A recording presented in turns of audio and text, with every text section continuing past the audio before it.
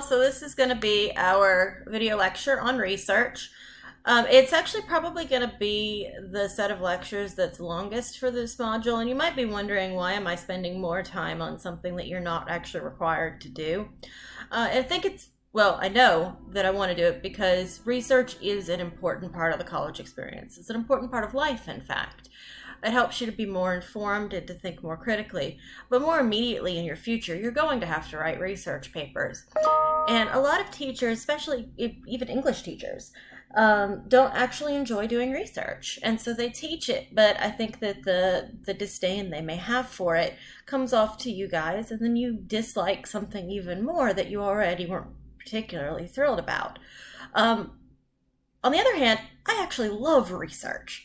It's one of my favorite things to do, and when I finish this semester, when I get caught up on all your grading and stuff, I'm planning on going and working on a project of mine and doing some deep dives into some very obscure parts of literature and history.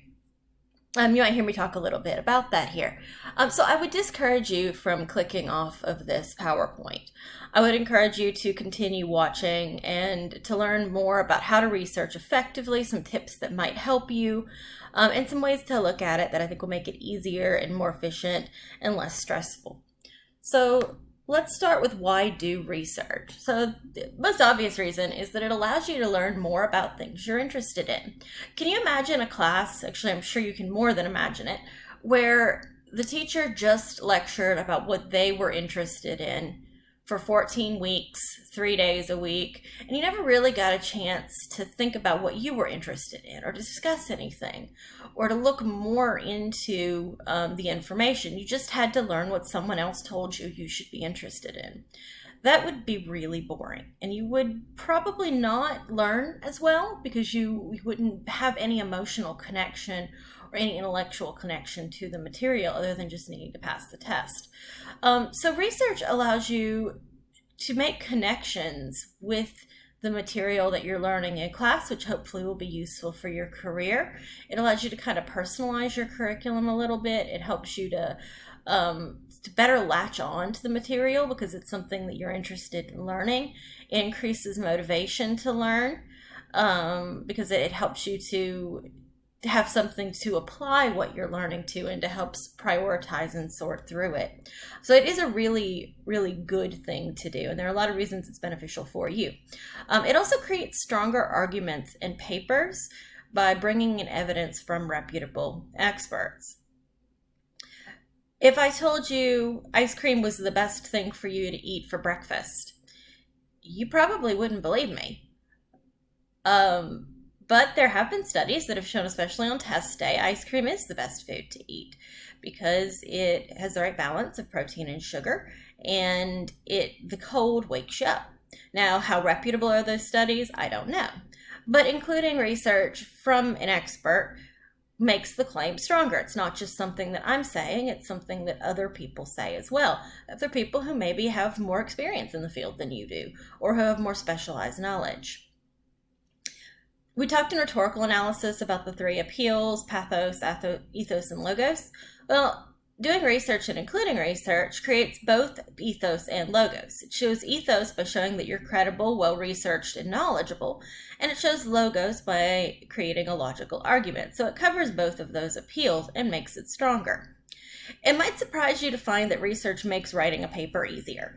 We tend to think of it as something that makes it a little harder, but if you're trying to create a well-crafted argument, you have to create it somehow. So I find it a lot easier to use research because then I can go, here, don't take my word for it. Here's what someone else said. And I'll give you kind of an example. There's a project that I'm working on right now, and I found this accusation made by a writer about a historical figure that's really interesting. I've not heard that accusation about that historical figure before. So, but it's plausible. And the accusation has to do with espionage. It has to do with spy work. So what I need to find is evidence that this particular historical figure used English counterspies. Now, I know that double, triple agents were a thing. I know of one person who was a triple agent for Spain, Portugal, and England. at this time in Elizabethan England. So I know that it was probable. I know that the country that this guy was from did use counter spies, and I could establish that. And I know that he was making a vie for the throne, so he more than likely did have spy networks. But that's a lot of probablys. And it would take me 3 or 4 pages to assemble all those probablys to come to a compelling argument. Alternatively, if I find a source that says, dude used English counter spies, take me 2 or 3 sentences to create my argument. And then I can get on to the rest of the paper, and I don't have to do all this legwork and all this other research establishing the probability, because I have the right piece of evidence that allows me to just say it and move on. So that makes it a lot easier to write the paper, right? If you have the right evidence. Now, finding the right evidence can be tricky, but it can also be fun. And you also are going to discover a lot of fun information when you're doing research. So my specialty is Renaissance writing, particularly Marlowe and Shakespeare.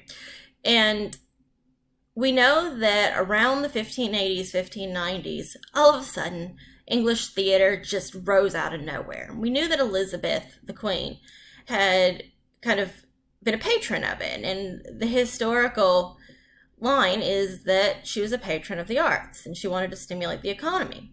It's great. It's probably true. But we found additional information, including signed documents from her, that show that the creation of her own theater troupe, the Queen's Men, was not so much for entertainment purposes, but espionage. So players, actors, were often invited into people's homes, both domestic and abroad, where they would perform, often impromptu performances, inspired by what they saw around them.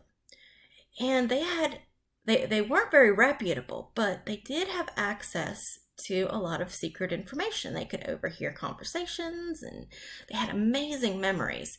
So they could remember and recall what they found in people's homes and bring that back to the Queen.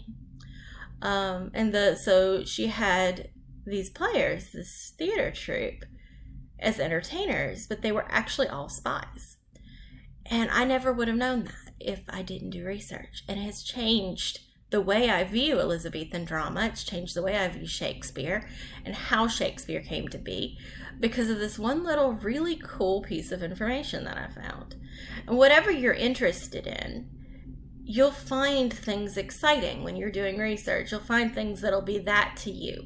And I know that talking about Elizabethan drama probably isn't the most exciting thing for most of you, but it's exciting to me. And so what I'm wanting to convey isn't that you need to be interested in the espionage networks and their connection to theater in Elizabethan England. You should be excited about the things you'll discover about whatever you're passionate about in the process of research. So research is definitely worth doing. It's worth doing well, not just for your grade. It's worth doing because it has a lot of benefits to you. It has a lot of benefits for your future, and it really is something you will do a lot of in college.